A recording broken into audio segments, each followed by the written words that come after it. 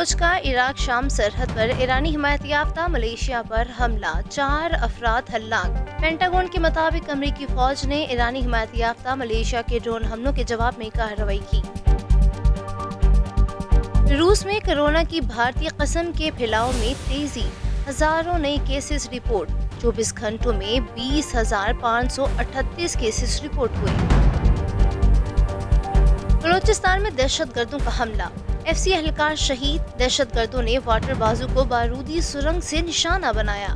حملہ آوروں کی گرفتاری کے لیے علاقے میں سرچ آپریشن جاری۔ Vice chancellor university of health sciences Lahore Javed Iqbal کا کہنا ہے کہ کورونا وائرس میں 1 درجن سے زائد اشکال سامنے آ چکی ہیں۔ کورونا کی صورتحال پر مکمل قابو پانے میں 3 سے 4 سال لگیں گے۔ وزیر اعظم پاکستان عمران خان کا کہنا ہے کہ نئے پاکستان میں نئی سوچ کے ساتھ کام کرنا ہوگا۔ پاکستان کے سیاحتی مقامات کو فروغ حاصل ہوگا تو پیسہ آئے گا۔ بابر اعظم کا قرنطینہ سے پاکستانی شائقین کرکٹ کے نام کھلا خط، کہا پاکستان کرکٹ کی سب سے خاص بات اس کے فینس ہیں جو ہر اچھے برے وقت میں ہمارے ساتھ کھڑے رہتے ہیں۔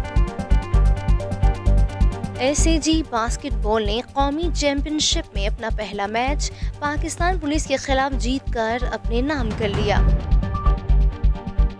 S A G football federation کے سی ای او شیر افضل ملک نے footballfederation.com سے خصوصی گفتگو کی۔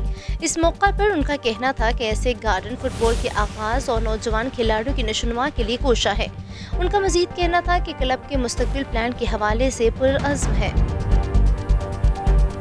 محکمہ موسمیات کے مطابق آج موسم گرم اور خشک رہے گا، جبکہ شام کے وقت ملک کے کہیں کہیں حصوں میں خوشگوار ہوائیں چلنے کی پیش گوئی کی گئی ہے۔